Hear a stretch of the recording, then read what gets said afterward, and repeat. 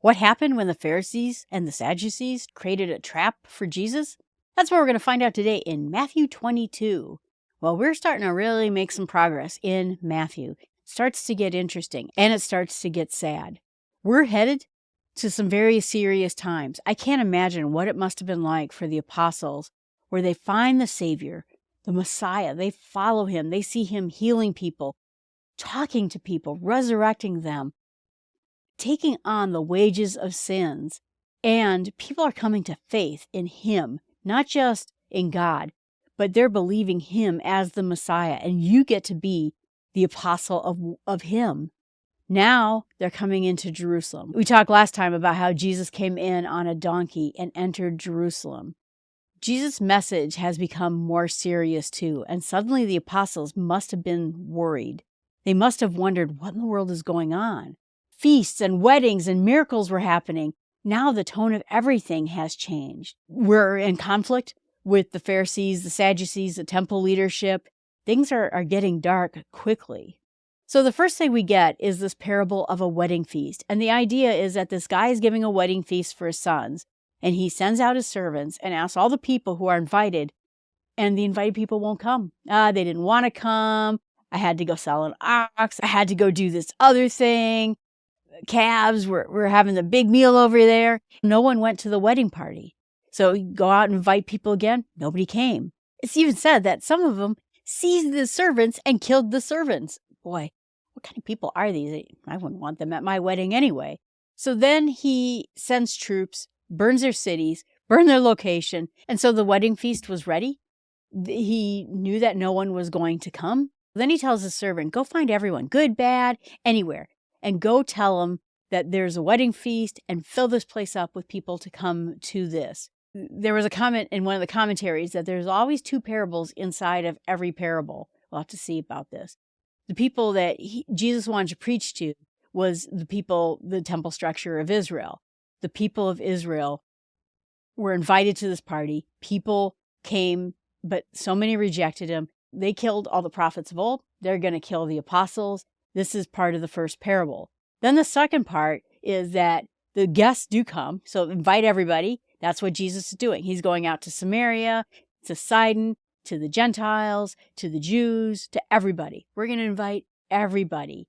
And he said, well, how did you get in here without a wedding garment?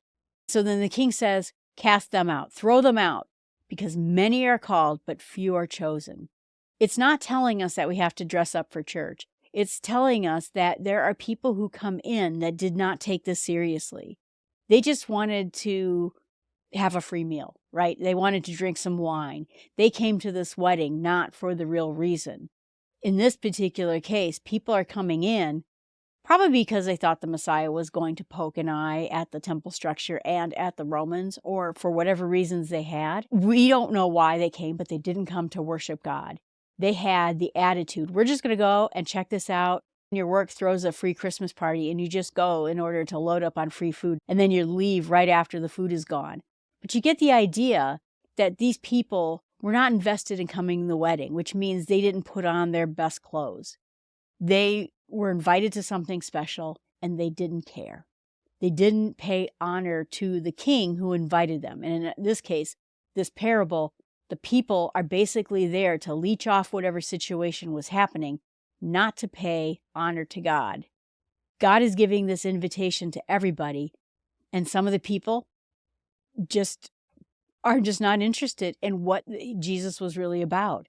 They were interested in the spectacle. They were interested to see what happened next, but they weren't really interested in worshiping God. And that is the second parable in there. This topic becomes heavier than it was in Capernaum, because now we're in Jerusalem. This is the leadership. This is where the main events are, the big guys and the big Romans and the big temple structure. And so they're trying to figure out how to trip Jesus up. Both the Pharisees and the Sadducees, even though they don't like each other, they liked Jesus even less. They didn't like the fact that he was taking people away from them, that he was calling them hypocrites, that they were called brood of vipers, that the Herods were getting called out for not behaving like they should, even though that they were Jewish. They were having none of this. Everybody was probably very angry. The Pharisees we talked about before were quietly divorcing their wives and abandoning them to poverty because women didn't own property, and they didn't want their secret sins to be called out. They weren't taking care of their parents as they were supposed to.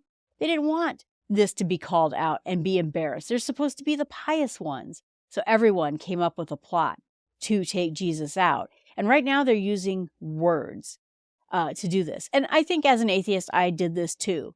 As an atheist, I found that most atheists have a question that they always ask a Christian when they want to shut up the Christian. Like, where did Noah do with the dinosaurs on the ark? Or something that would just shut them up. And so my question always was, do you think I'm going to hell? I mean, I was kind of a nice person. My temperament is very much like it is now. And to have someone who's pretty nice go up to you and say, well, do you think I'm going to hell? Most people backed off and said, no, I don't think you're going to hell. And what changed is my best friend was a person who said yes. But in most cases, up to my best friend, it shut them up. And then whenever I wanted to bail out of a conversation about the Bible, that's how I did it. And so they're sort of doing the same kind of thing here, where they're going to ask the one question that I'm sure they had a list too, of the questions that everybody didn't want to answer. So they asked him a question about taxes. Everybody hated taxes then. Everybody hates taxes now. And in this case, they didn't have a representative government. They had no choice in this. They had no vote in this. They didn't know. And is it lawful? Is it according to God's law that we pay it? Is it according to Roman law that we pay it?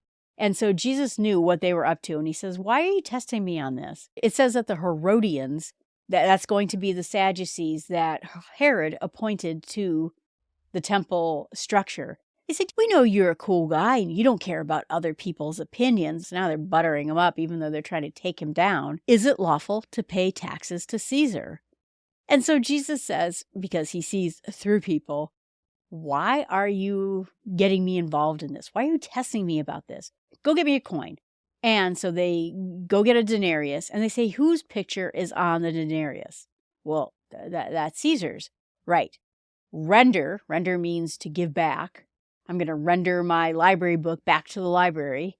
Render to Caesar what is Caesar's. Give it back to him. It's his. Give it back to him. And then the second part, give the things of God to God. And what are the things of God? People. The people's hearts. Their souls. Their love. That's God's. That's the important thing. And it says that they walked away marveled because they heard of what he said. They were expecting him to say, no, taxes aren't something you should pay, and all the people would celebrate them, but now he's in trouble with the Romans. Or he would say, yes, you have to pay your taxes, and now the people would hate him, and they would all fall away. They figured out they had a pretty good trap going on here, and instead, he somehow slipped out of the trap. He knows their hearts. He figured out what they were doing, but he also said that the government, faith in God, are two separate places. Give to Caesar what is Caesar's and give to God what is God's. They understand in the end that the people are God's, that all the people belong to God, and that they are taking the people away from God through this temple structure, through these decisions, through trying to get them to do this and that. They were being pulled away from God. In this case, this would have been Tiberius Caesar. This would have been Augustus Caesar's adopted son. Adoption was a big deal back then. We should not be treating God like he's a government either. These are two separate things. And there were a couple different taxes that were here. There was a grain tax, which was about 10% on anything they grew. There was a 20% tax on oil and wine. There was an income tax, which was 1%. And anyone from the ages of 14 to 65 paid this tax. Every woman from 12 to 65 paid the tax. And the tax was a denarius, meaning a day's salary. So the Zealots didn't want to pay any taxes because they thought it was dishonoring God. They didn't like the Romans and they didn't like the temple structure. But what Jesus said was different than all of them. It was different than almost anyone's opinion of taxes probably was back then. So the Pharisees and the Sadducees failed on their little missions to capture Jesus. So again, these are going to be the Pharisees and Sadducees coming up with another trick. The Sadducees only believed in the Torah, which is the first 5 books, Genesis, Exodus, Leviticus, Numbers, and Deuteronomy. The Pharisees believed in the entire Bible with the prophets, and they tried to do every dot right. But the Sadducees were, they didn't really believe in spiritual matters in the same way. They didn't believe in any form of afterlife. So now they pose another question to him. So they said, well, let's say in the resurrection, a man dies and he didn't have any children. So his brother marries his wife because that was part of the obligation.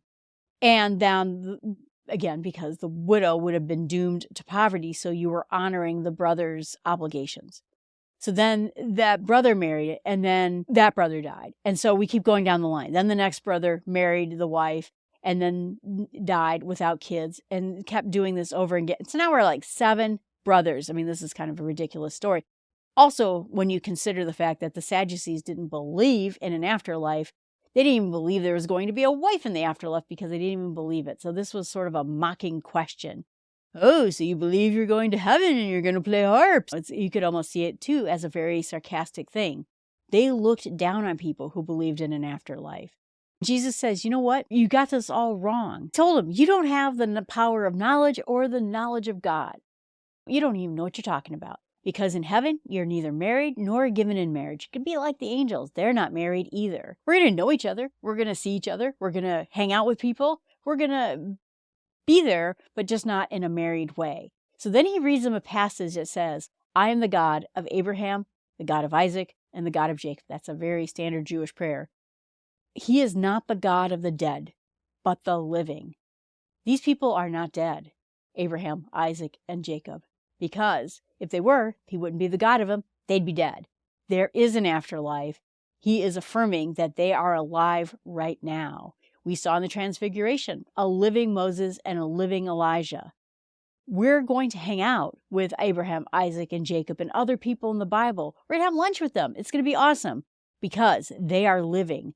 God is the God of the living. So he's now going after their belief that there is no afterlife.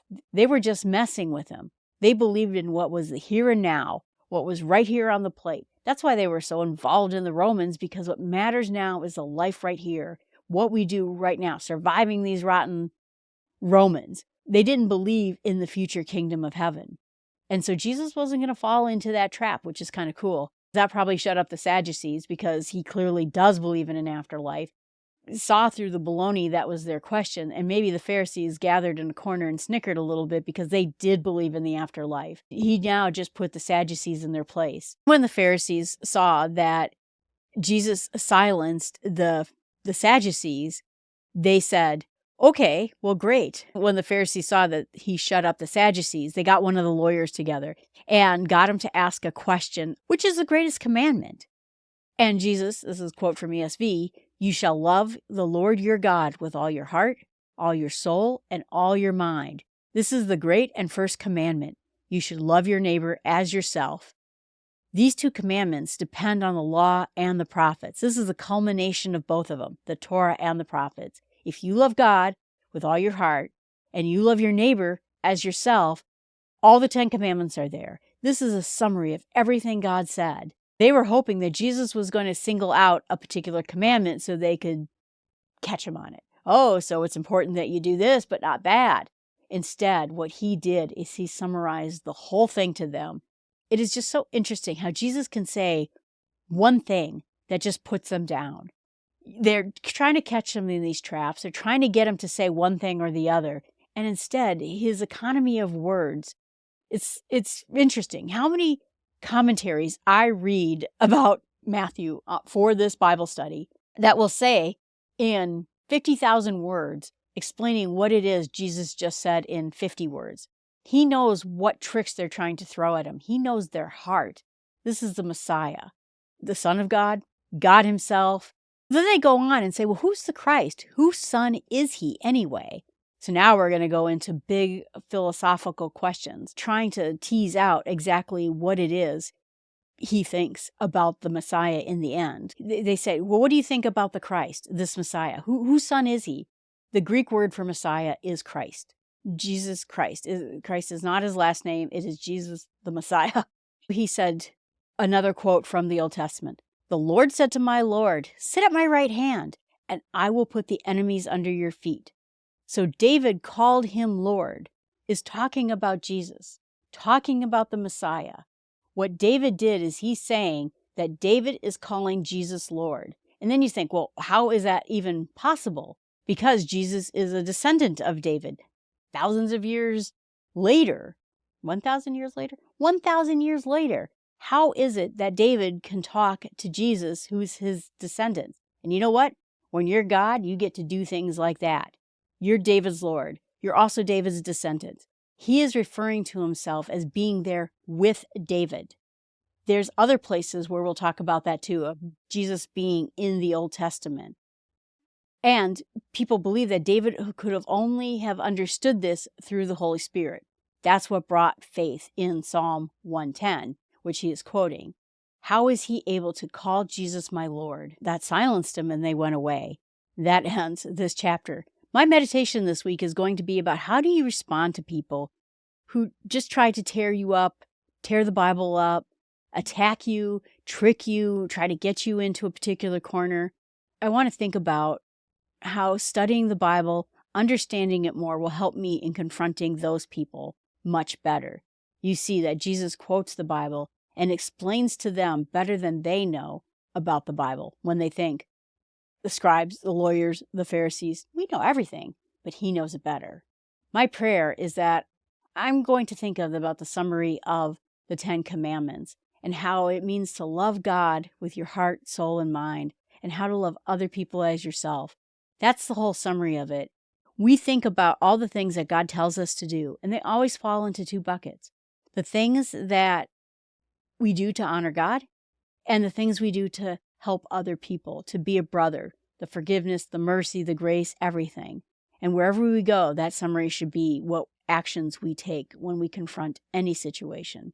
And what I'm going to share with others is that fact that God cares most about how we have our relationship with him, how we have relationships with other people. That is the heart of the law, and it's the heart of the gospel too.